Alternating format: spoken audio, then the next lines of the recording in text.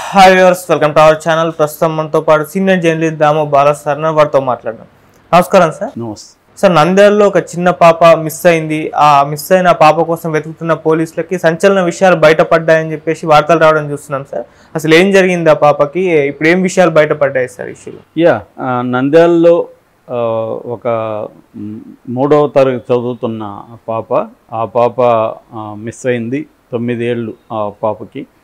So miss అయ్యి 5 రోజులు 6 రోజులు అవుతుంది. 7th మిస్ అయింది. ఈరోజు 12, 6వ రోజు. సో ఇప్పటికి కూడా డెడ్ బాడీ దొరకలేదు. సో దీంట్లో ఒక 3 మైనర్లు ఇన్వాల్వ్ అయినారని వాళ్ళను అదుపులోకి తీసుకొని ప్రశ్నించారు. సో ఇది ఇప్పుడు మన ఆంధ్ర రాష్ట్రం వ్యాప్తంగా సంచలనాన్ని క్రియేట్ చేసింది. తెలంగాణలో కూడా దీని మీద అందరూ రాస్తున్నారు. ఇది మెల్లమెల్లగా ఒక పెద్ద సంచలన కేసుగా మారే అవకాశం ఉంది. ఓకే, ఏం జరిగింది అనేది చూసినప్పుడు ఈ అమ్మాయి ముచ్చుమర్రి అని అంటే నంద్యాల నియోజకవర్గం, ఎంపీ నియోజకవర్గంలో నందికొట్కూరు ఎమ్మెల్యే నియోజకవర్గంలో పెండ్యాల మండలం ఉంది. ఆ పెండ్యాల మండలంలో ముచ్చుమర్రి అనే ఒక ఊరు ఉంది. ఆ ముచ్చుమర్రికి సంబంధించి ఒక పాప, ఈ మైనర్ కాబట్టి మనం పేరు చెప్పట్లేదు. సో ఆ పాప మామూలుగా ఎవ్రీడే ఆడుకుంటున్నట్టే, ఆ రోజు సండే, స్కూల్ కూడా లేదు. అందుకని ఇంట్లో ఈవినింగ్ చెప్పి అమ్మ నేను వెళ్ళి ఆడుకుంటానంటే సరే అన్నారు వాళ్ళు. ఈ అమ్మాయి ఎప్పట్లాగే ఫ్రెండ్స్తో దగ్గర ఉన్న ఒక పార్క్లో వెళ్ళి ఆడుకుంటూ ఉంది. ఆ తర్వాత వాళ్ళు ఫ్రెండ్స్ ఇంట్లలో పిలిస్తే వాళ్ళు వెళ్ళిపోయారు. తను వెళ్ళకుండా అక్కడే ఆడుకుంటుంది. ఆ తర్వాత కనిపించలేదు, ఇంటికి రాలేదు. సో ఇంట్లో వాళ్ళు కంగారు పడ్డారు. ఏమైందని అన్ని చోట్ల వెతికారు. వాళ్ళ ఫ్రెండ్స్ని అడిగారు. లేదు మేము కాసేపు ఆడుకున్నాం, తర్వాత మేము వచ్చేసామని చెప్పారు. దాంతో వాళ్ళు ఊరంతా వెతికి ఇంకేం చేయాలో తెలియక ముచ్చుమర్రి పోలీస్ స్టేషన్లో కంప్లైంట్ ఇచ్చారు. కంప్లైంట్ ఇస్తే వాళ్ళు మామూలుగా పోలీసులు ఏం చేస్తారు, మిస్సింగ్ కేసుగా నమోదు చేసుకొని వాళ్ళు కూడా పెద్దగా దీని మీద పట్టించుకోలేదు.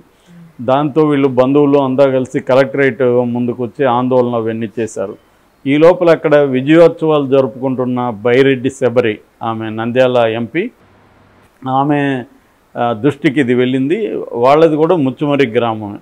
సో తన సొంత ఊరిలో ఒక అమ్మాయి మిస్ అయితే, ఒక బాలిక పట్టించుకోకపోతే తనకు చెడ్డ పేరు వస్తుందని చెప్పి ఆమె సీరియస్గా తీసుకొని డిఎస్పీకి కంప్లైంట్ ఇచ్చింది. డిఎస్పీని పిలిచి, కలెక్టర్ని పిలిచి చెప్పింది ఈ విషయాన్ని సీరియస్గా తీసుకోండి అని. దాంతో డిఎస్పీ శ్రీనివాసుల ఆధ్వర్యంలో ఒక టీమ్స్ ఫామ్ అయినాయి, పోలీస్ టీమ్స్. సో మొత్తం వెతకడం మొదలుపెట్టారు. వెతుకుతున్నప్పుడు పోలీసులకి అక్కడ ఉన్న ఒక కిరాణా షాప్ అతను, ఆ పార్క్ దగ్గర ఉన్న కిరాణా షాప్ అతను ఒక ఇన్ఫర్మేషన్ ఇచ్చాడు. అదేంటంటే 3 మగపిల్లలు, చిన్నపిల్లలే వాళ్ళు కూడా, వాళ్ళతో కలిసి పాప వెళ్తూ ఉన్నింది, నేను చూశానని చెప్పారు. ఆ 3 ఎవరు అని ఎంక్వైరీ చేస్తే అందులో ఒక కుర్రవాడు 6వ క్లాస్ చదువుతున్నాడు, 12 ఏళ్ళు. ఇంకొక 2 పిల్లలు 10వ క్లాస్ చదువుతున్నారు, వాళ్ళకి 15 సంవత్సరాలు. సో 12 సంవత్సరాలు 15 సంవత్సరాల 2 కుర్రాళ్ళు, మొత్తం 3. ఈ 3తో ఉందని చెప్పి ఆ 3ని తీసుకొని వెళ్ళారు. వాళ్ళు ఫస్ట్లో లేదు మేము కాసేపు ఆడుకున్నాం, మళ్ళీ ఏమైందో మాకు తెలియదని బుకాయించారు. అందులో ఒక కుర్రాడు మాత్రం మరి వీళ్ళు పోలీసుని చూసి భయపడ్డా ఏం జరిగింది కానీ వాడు మొత్తం డీటెయిల్స్ చెప్పాడు. వాడు చెప్పిన దాని ప్రకారం ఏంటంటే ఈ అమ్మాయి ఇలాగ ఉంది, మేము ఆల్రెడీ సెల్ ఫోన్లో, మా ఫ్రెండ్ సెల్ ఫోన్లో పోర్ను చూసే అలవాటు మా 3కు ఉంది. అలా పోర్ను చూస్తూ మాకు దీన్ని ప్రయోగించాలి అనుకుంటున్నాం, ఎవరైనా దొరుకుతారని అనుకుంటుంటే ఈ పాప కనబడింది మాకు. సో ఈ అమ్మాయితో ఈ పనులన్నీ చేద్దామని మేము అనుకున్నాం. సో ఆ అమ్మాయిని తీసుకెళ్ళి ఎత్తిపోతల అప్రోచ్ కాలువ పక్కన పంప్ హౌస్ ఉంది, ఆ పంప్ హౌస్ దగ్గర అయితే జనం ఎవరు ఉండరని అక్కడికి తీసుకెళ్ళాము. అమ్మాయి సరదాగా మాట్లాడుతుంటే మాతో వచ్చేసింది. సో అక్కడికి తీసుకెళ్ళి మేము లైంగికంగా అమ్మాయి మీద అత్యాచారం చేశాము. చేసిన తర్వాత ఆ అమ్మాయి కేకలేయడం అవన్నీ చేస్తే మాకు భయం వేసింది. దాంతో అమ్మాయిని గొంతు పిసికి చంపేశాము. చంపిన తర్వాత ఈ శవం చూస్తే ఎవరన్నా పట్టుకుంటారేమో అని ఆ కాలువలో పడేసాము.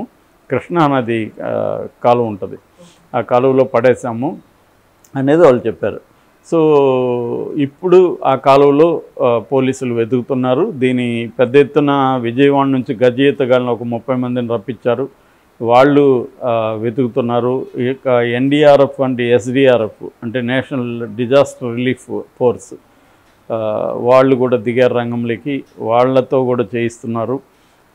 అట్లాగే డాగ్ స్క్వాడ్ని తీసుకొచ్చారు. డాగ్ స్క్వాడ్ ఏం చేసిందంటే ఈ పార్క్ దగ్గర కొంత దూరం వెళ్ళినాక అక్కడ వచ్చి ఆగింది. అక్కడ క్షుద్ర పూజలు ఏదో చేసినట్టు కనబడుతుంది. అక్కడ ఈ అమ్మాయి బట్టలు ఉన్నాయి. దాంతో ఇప్పుడు జనాలకి ఏంటంటే డౌటు, ఈ పేరెంట్స్ కూడా ఏమైనా ఇన్వాల్వ్ అయ్యారా, క్షుద్ర పూజలు పిల్లలు ఎందుకు చేశారు, ఇవి తెలియట్లేదు. ఇంకా పోలీసులు 6 రోజులైనా కూడా దీన్ని ఇప్పుడు బ్రేక్ చేయలేకపోతున్నారు. దీని మీద అయితే లోకేష్ సీరియస్గానే రియాక్ట్ అయ్యాడు, కలెక్టర్కి ఫోన్ చేస్తాడని చెప్తున్నారు. చంద్రబాబు కూడా సీరియస్గానే రియాక్ట్ అయ్యాడు. పవన్ కళ్యాణ్ అయితే దీని మీద ఇప్పటివరకు ఏం రియాక్ట్ అయినట్టు కనబడలేదు. ఇంకొంతమంది ఏం చెప్తున్నారంటే ముగ్గురు కాదు మొత్తం 4 అబ్బాయిలు అనేది కూడా కొంతమంది ఊర్లో చెప్తున్నారు. పోలీసులు ఒక అబ్బాయి రాజకీయ నాయకుడు కొడుకు కాబట్టి వాడిని కాపాడుతున్నారు, తెలుగుదేశం నాయకుడు కొడుకు, అందుకని వాడిని పక్కకు పెట్టేసి ముగ్గురినే చెప్తున్నారు, 4 ఉన్నారు అనేది వాళ్ళు చెప్తున్నారు. సో ఏదేమైనా డెడ్ బాడీ అయితే ఆ కాలువలో మరి కొట్టిపోయిందా, నిజంగానే కాలువలు వేసారా వీళ్ళు అన్న డౌట్ కూడా ఊర్లో వాళ్ళు ఎక్స్ప్రెస్ చేస్తున్నారు. కాలువలు వేస్తే దొరకకుండా పోయే ప్రసక్తి లేదు, వీళ్ళు వేరే చోట పెట్టి కాలువ అని చెప్తున్నారు, అబద్ధాలు చెప్తున్నారు పిల్లలు అనేది కూడా చెప్తున్నారు. పిల్లలు అబద్ధం చెప్పరని ఏం గ్యారంటీ లేదు, పిల్లలు కూడా అబద్ధాలు చెప్తారు. ఇవాళ అందులో వీళ్ళు స్మార్ట్ జనరేషన్, వీళ్ళు సెల్ ఫోన్ వాడి ఈ స్థాయిలో ప్లాన్ చేసుకొని అమ్మాయిని అత్యాచారం చేశారంటే ఈ కుర్రాళ్ళు మామూలు వాళ్ళు కాదనేది మనకు అర్థమవుతుంది. సో ఇది ఇప్పుడు రాష్ట్రానికి కుదిపేస్తుంది. మొన్నటి వరకు వైసీపీ పాలనలో ఘోరాలు జరుగుతున్నాయి, నేరాలు జరుగుతున్నాయి అనేది మాట్లాడారు. ఇప్పుడేమో ఇట్లాంటివి ఇక్కడ కూడా తెలుగుదేశం వచ్చినా కూడా ఇది 4వ కేసు 5వ కేసు ఇలాంటిది. ఆ మధ్య కూడా ఒక రైలు పట్టాల మీద శవం ఉంది, అనిత కూడా వెళ్ళింది, ఇవన్నీ చూసాం మనం. ఇప్పుడు అనిత నియోజకవర్గంలో కూడా మొన్న ఒకటి జరిగింది. సో ఇది ఏంటంటే నేను ఇంతకుముందు కూడా జగన్ ప్రభుత్వం ఉన్నప్పుడు కూడా చెప్పాను, ప్రతిదీ ఎక్కడే సంఘటన జరిగినా ప్రభుత్వందే బాధ్యత అని జనరల్గా అంటాం, కానీ అదంతా ఈజీ కాదు. ఇప్పుడు ఈ కేసులో ఉంది, ఈ కేసులో ప్రభుత్వం జరిగినాక దీని మీద ఎట్లా ముందుకెళ్తుంది అనేది ఇంపార్టెంట్. అది కరెక్ట్గానే చేస్తున్నారు. ఆమె శబరి కూడా ఇమీడియట్ రియాక్ట్ అయింది, చేస్తున్నారు.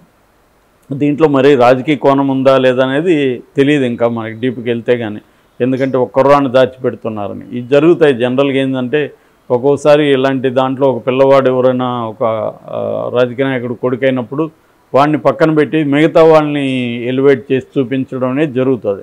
కానీ అది బయటికి తీసేదానికి దానికి వేరే పౌర హక్కుల సంఘం కానీ లేకపోతే అక్కడున్న వైసీపీ నాయకులు కానీ ఈ పనులు చేయాలి, నిజంగా ఏం జరిగిందని. ఇంతకుముందు అయితే ఇలాంటివి జరిగినప్పుడు పౌర హక్కుల సంఘాలు ఫ్యాక్ట్ ఫైండింగ్, మహిళా సంఘాలు ఫ్యాక్ట్ ఫైండింగ్ వెళ్ళి ఏమేమి జరిగాయని తీసేవాళ్ళు. ఇవాళ అటువంటి మెకానిజం తగ్గిపోయింది, లోకల్ మీడియా కొంత చేస్తుంది. సో అందువల్ల దీని మీద అటువంటి ఇంకా డీటెయిల్స్ మనకి తెలియాల్సి ఉంది. సో ఇది జరిగిన తర్వాత ఎవరైనా ఇది కానీ ఈ సంఘటన జరగడానికి ప్రభుత్వమే కారణమని గతంలో పెద్ద ఎత్తున పవన్ కళ్యాణ్ లాంటి వాళ్ళు విపరీతంగా విమర్శలు చేసేవాళ్ళు. ఇప్పుడు పవన్ కళ్యాణ్ ఇలాంటివి అనేకం జరుగుతున్నాయి కానీ ఎక్కడా స్పందిస్తున్నట్టు మనకు కనబడలే. మరి అతను ఆ బాధ్యతల నుంచి తొలగించుకొని తను ఓన్లీ మంత్రిగా ఫిక్స్ అయిపోయాడా అనేది తెలియదు. మంత్రిగా ఆయన పనులేవో ఆయన చేసుకుంటున్నాడు, ఎందుకంటే 5 శాఖల మంత్రి చాలా బిజీగా ఉంటాడు, నో డౌట్. కానీ ఆయన ఒక రాష్ట్ర ఉప ముఖ్యమంత్రి, ఒక పార్టీ అధ్యక్షుడు, రెండోది ఈ కూటమిలో ప్రతి హామీకి హామీ ఇచ్చాడు, చంద్రబాబు పరిపాలన బాగుంటుందని చెప్పాడు. మరి ఇప్పుడు చంద్రబాబు పరిపాలనలో అంటే వీళ్ళ పరిపాలనే కదా లెక్క, మరి జరుగుతున్నప్పుడు దాని మీద స్పందించాలి అతను, కానీ ఎక్కడ స్పందించట్లేదు. సో పేరెంట్స్ కూడా గట్టిగానే నిన్న కలెక్టరేట్ ముందు ధర్నా చేసి వాళ్ళు కూడా బాధపడుతున్నారు, కరెక్ట్గా పోలీసులు చేయట్లేదు, ఊరికే డ్రామా చేస్తున్నారు మీడియాలో అని. అది కూడా ఆశ్చర్యం, ఎందుకంటే 6 రోజులు అవుతా ఉంటే ఇప్పటి వరకు ఆ పిల్లలు ఎవరు, వాళ్ళని ఎందుకు అరెస్ట్ చేయలేదు, ఇవేవి కూడా బయటికి రావట్లేదు. సో ఏం జరుగుతుంది, ఆ పాప శవం దొరకలేదు, పిల్లలు ఎవరు చేశారు వాళ్ళని బయట పెట్టడం, అరెస్టులు చేయడం ఇవి చేయట్లేదు. ఇది ఖచ్చితంగా ఖండించాలి, చేయాల్సిన అవసరం అయితే ఉంది. Okay sir, thank you so much sir.